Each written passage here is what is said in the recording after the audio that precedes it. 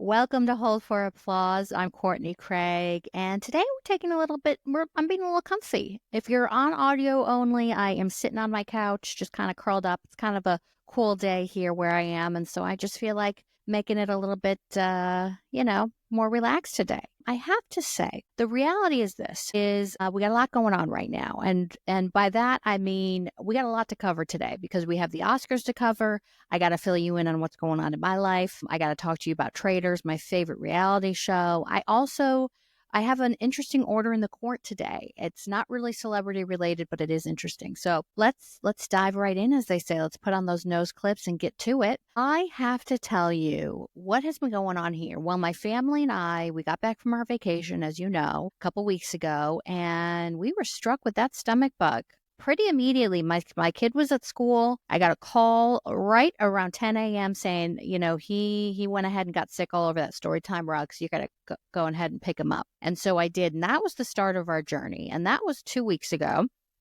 And all I'll say is this, did hit everyone, including myself, except for my husband. He somehow came out unscathed, but we will not be getting rotisserie chickens for quite a while. I'll tell you that right now. That we are definitely scarred for a number of reasons due to that. That's how we kind of knew there was an issue.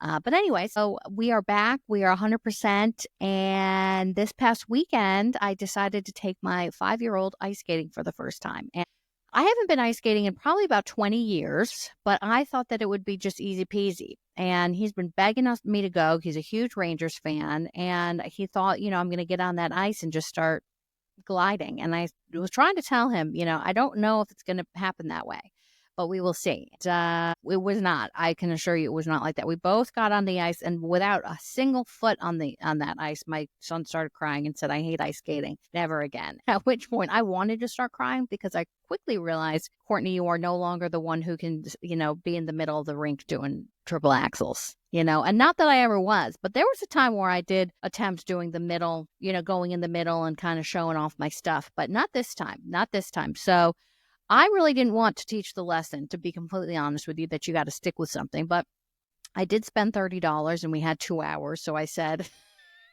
we're at least making it around once.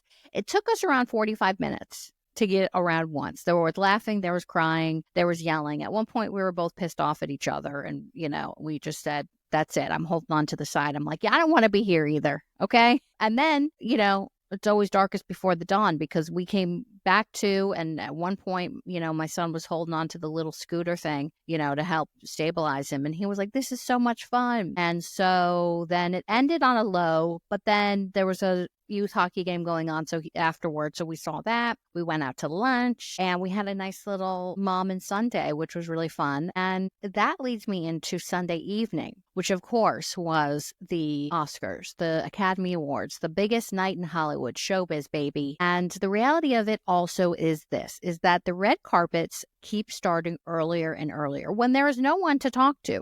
So they keep just tossing it back and forth, which is just my favorite time to tune in because you can only talk about past fashion and how heavy the Oscar is for so long. And then you have the obscure people who are on the red carpet. So for example, they're like this. They're like, all right, Rob, we're going to send it back over to you. And he's like, all right, I have this year's shoemaker. He was here making all those high heels. So talk to you about the first Oscars when they made shoes, and then they go in the history, and I'm like, I am locked in because they are just waiting for probably like 3 to 5 hours. I can't tell before like the big stars come. And those people, the early people who are interviewed, I actually appreciate it because I'm sort of like, listen, you're getting interviewed.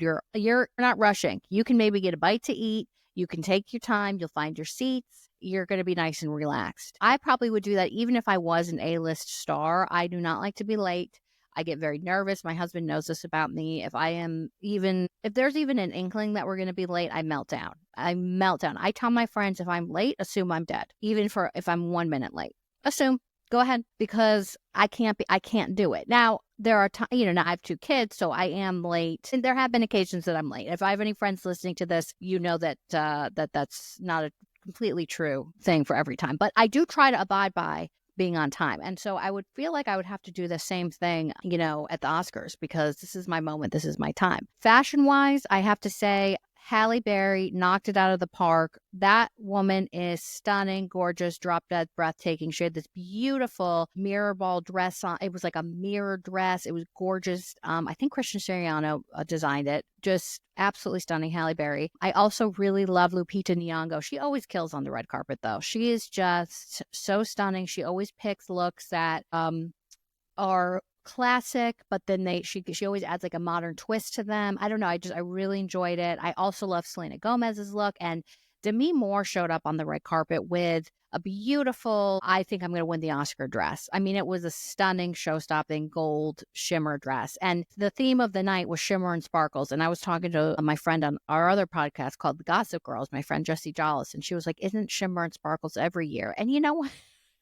I think she might be right. I think she might be right, because I guess so. But this year it was really a standout. I love Jeff Goldblum's. I thought that was really cool. People are giving Timothée Chalamet shit because he was wearing a spring yellow monochrome suit. I think, you know, listen, if you got spring in your heart, let it out loud. You know, dream out loud. So I also feel like, why are we, you know, worried about what everyone's wearing? I know it's an industry, and I know it's important for the fashion designers and the, you know, nominees and the actors and everyone, the crew and the cast and everyone who's there. It's like, it's a big moment. Of course, you want to look good and feel good, but I'm sort of like more of the critique of it. I don't know if you're wearing something that might not speak to me, but it speaks to you. Let it speak. I don't know. But the big thing of the night was Honora. Honora was the darling of the Oscars. Huge upset for Best Actress was Mikey Madison ended up winning for Honora over Demi Moore, who of course has been sweeping the award shows this season with her Best Actress award for The Substance. And I do think that she was surprised, because I watched the moment where they called out Mikey Madison's name, and you could tell that she was like kind of jarred. And I feel like it's probably so hard for them to keep it together. Because if I want something so bad, I'm so happy for Mikey Madison. She was brilliant in that film. She is a huge career ahead of her, like, you know. But if you are winning in the award season for, you know, all along the way, sort of like Kieran Culkin, he did end up winning for A Real Pain for supporting actor. And, you know, he had a similar journey to Demi. So if Demi saw that Kieran won, I would think, okay, I think I probably will win as well. But she didn't, and I think she was probably a heartbreaker. But then you have to sit there and kind of, I would just disassociate. I would let my SSRIs just kick right in and just say, court, shell it, because, or I would just lean in and burst into tears. And so what? So what? Either way, it's an honor to be nominated, but you do want to win. That's what I would say on the red carpet. If I'm ever nominated for an Academy Award, you better believe that I'll be saying, it's an honor, but I would like to win. I do. I want to hear my name. Let's just be honest. And I'll be disappointed if I don't.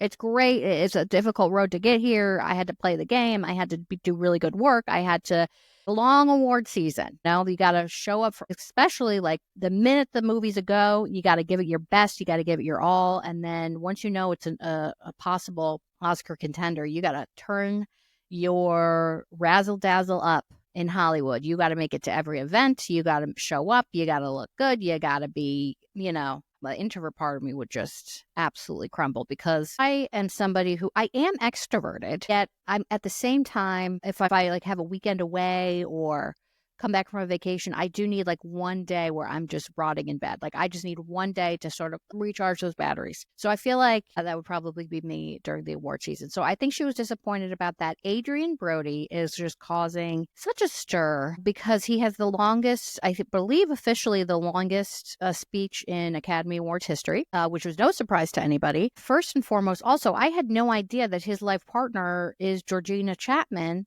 Harvey Weinstein's ex. I didn't know that until today when I was reading an article that said Harvey Weinstein, which I even hate saying his name because, you know, reacts to Adrian mentioning his kids in his Oscar speech. I was like, what? No idea, you know, but anyway, Adrian Brody, you know, he knew that there was a huge possibility that he was going to win. He has been winning over the award season. It was similar, you know, it was down to him and Timothée Chalamet. That's what people were saying. And he was chewing gum, and then he decided to spit it out, throw it at his life partner, Georgina, and then goes on to go on stage, and then the music starts playing, and he says, "I've been up here before, you have to let me talk." Excuse me, excuse me. Also, I didn't know what you were talking about.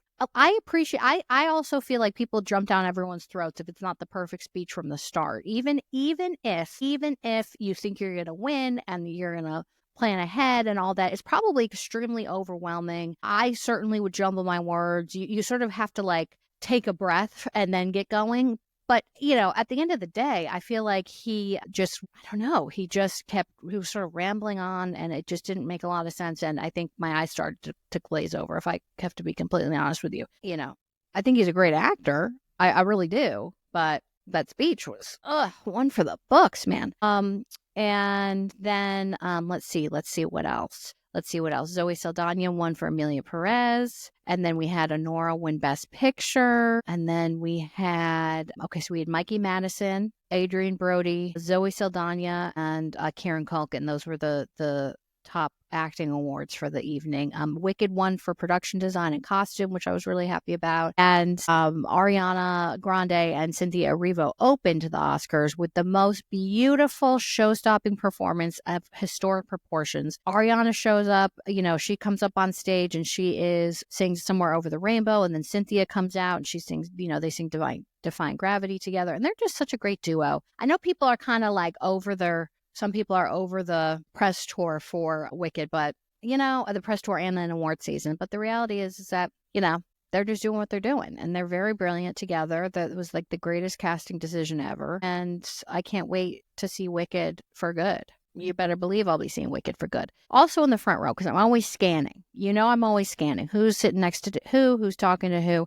Timothy Chalamet was there with Kylie Jenner and his mom. And I thought something was cute that right before the Best Actor was announced, because it was possibly going to be Timothy, Kylie switched seats so Timothy and his mom could sit next to each other. And I think that is just a classy move. I don't care how you feel. First of all, if people are in love, celebrate it. There's enough crap going on in the world. If there are people in love, celebrate it. And the reason why I'm saying that is because people are saying, oh, I can't believe they're together, this and that. Well, yes. Are the Kardashians and the Jenners and all that crew, are they polarizing? Absolutely. I will always be a fan of love. Always. If it's a good love, good love, and they seem happy, they seem in love, let them do their thing. Who cares? Also, it's so much fun. That's one of the most fun things in life, is being in love. So, why not just go for it? Whatever, leave them alone. They look cute. And I mean, Kylie looks freaking gorgeous, just stunning, show-stopping also. The big thing also is the Vanity Fair after party, of course. I know there's other after parties, but the Vanity Fair after party is the one I feel like that gets the most fanfare. And I definitely will be there someday. You better believe, people. You better believe. I have to get my paws on getting in there, because it is so much schmoozing. It is a fashion. Everyone's bringing out wearing their best of the best. It's kind of like, it's a little bit more relaxed, so you can take a little bit more risk. It's a lot of schmoozing, a lot of, hey, how are you? I know that no one would know who I was, so I would have to say, hi, I'm Courtney. If I ever make it enough to be invited, I'll sort of just make my way to the bar, get a dirty martini, and just start talking and say, this might be my one and only chance to say hi to Martin Scorsese. I might not be able to ever talk to Queen Latifah again in my life. And so I'm not missing my chance. So I wouldn't worry about being cool and smooth, because that's something that I'm not and will never be. But especially at the Vanity Fair Oscar party, I'm going up and asking for selfies and doing my thing for sure. And hopefully saying a lot of handshake deals, I'm sure. Oh, we got to work together, Oh, what's going on with that Netflix project, all that. There's a lot of just back and forth, meeting with agents, and it looked great, to be honest with you. It looked like a good old time. And then overall, I thought the Oscars were good. Conan O'Brien was the host. He did amazing. He's so funny. I love how I've always been a huge fan of his comedy. I've always connected with him. I know everyone has this a very, comedy, there's a lot of taste is involved, and I know people have a lot of opinions about it. It's hard, but I get it. I mean, I feel like not everyone speaks to me. Not everyone makes me feel like I'm the funniest person in the world, because I'm not, but also I have different kind of taste, different kind of style. So does everybody. But Conan, I thought, did great. He did great opening monologue. He kept the show moving. I thought that He did like a little song and dance number. Overall, I think he did great. I feel like no matter who you are, I feel like you probably have to be a little bit nervous right before you come out. And then at the very end, to present Best Picture, they brought out Billy Crystal and Meg Ryan. And that was super fun because Billy Crystal, of course, hosted the Oscars for so many years, and Conan got to give him a little nod for it, I thought, which was pretty cool. So I thought overall it was a good show. It was a good way to cap off award season onward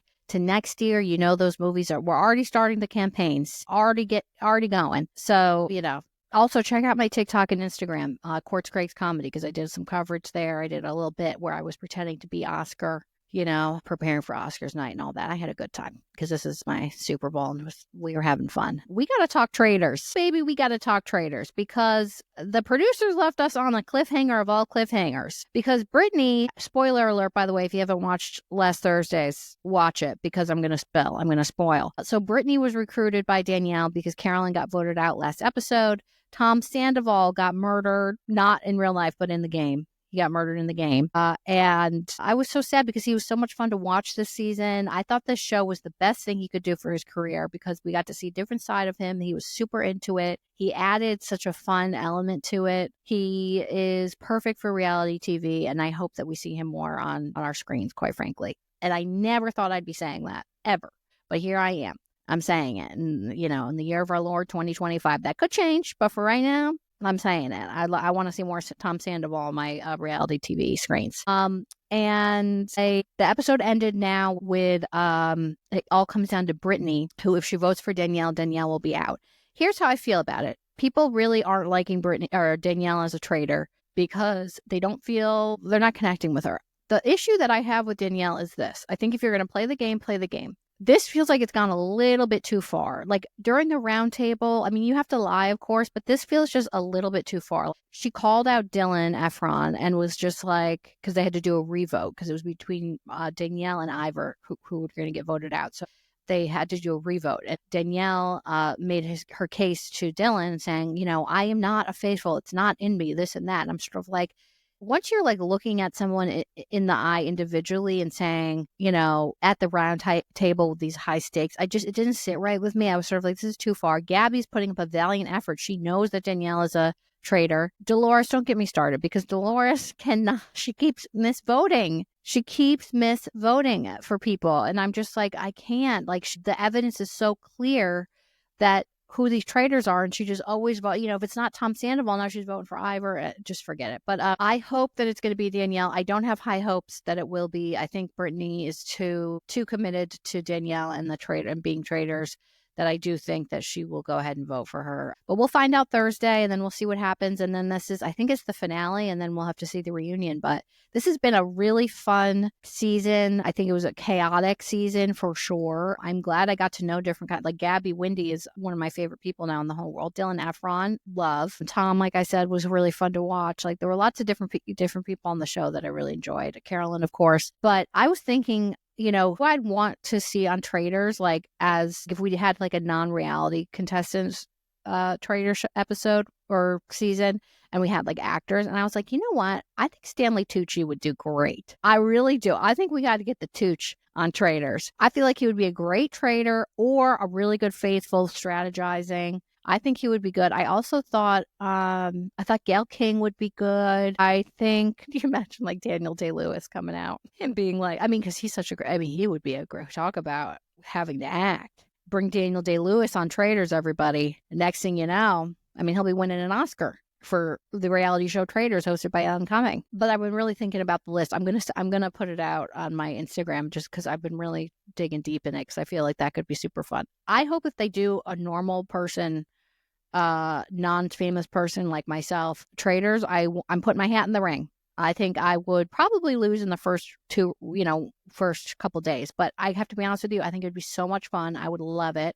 I want to give it a go. And I've also been watching, what else I have been watching, well, of course, Severance. I haven't watched Running Point yet with Kate Hudson. I do on Netflix. I do have to check that out. I rewatched The Comeback with Lisa Kudrow, which is such a fun show on HBO. I'm so excited also for The Righteous Gemstones to come back. It's the last season, the final season. If you haven't watched it, please watch it. It's Danny McBride. It's just so many fun people in it. It's just such a great show. It's so funny. And I feel like you just gotta, please just tune in so we can talk about it. Cause I'll be talking about it on this podcast for sure. And I also want to just give a shout out to Ben Stiller. Okay. He was at the Oscars and he did a funny little bit where he wasn't, able to come up on the stage and all this and that. And I have to say this. He has been entertaining us for so many years. He's such a great director. He's such a great actor. I was recently watching clips of Along Came Polly, and that was one of my favorite movies of all time, of course, with Philip Seymour Hoffman and Jennifer Aniston also.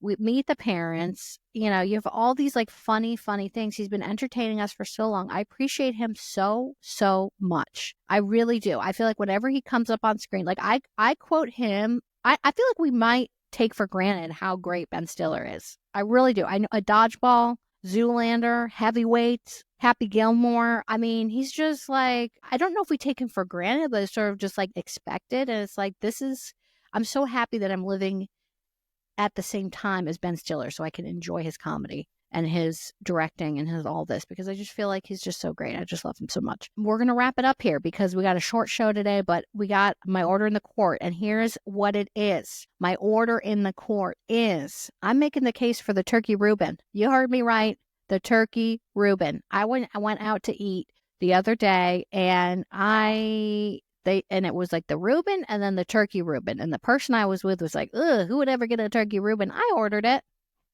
with a side of coleslaw and a pickle. You better believe I did. And I loved it. It was a nice little twist on the Reuben. Usually you'd think corned beef, but you know what? The turkey made it a little bit lighter. The corned beef makes it a little bit heavier. I didn't walk out feeling like I couldn't, possibly even eat air at that moment. Like I felt like I could. I had a little bit of room. I didn't ask for dessert, but I could have. You know what I mean? So I'm making the case for the turkey Reuben. Order it if you ever get the chance. And definitely a side of coleslaw. I also love potato salad, but I did decide against it that day. Anyway, it's a fun show today. We got a short and sweet one today, but I will see you next week. Hollywood Showbiz. Don't forget to follow me on Instagram and TikTok and Blue Sky and YouTube at Courts Craig's Comedy. I got fun stuff going on over there. Characters, skits, sketches, fun stuff. Just we're having a good time. I'm having a good time over there. I'm just throwing stuff at the wall and see what sticks. But I hope you have a great rest of your week, and I will see you next time. Bye.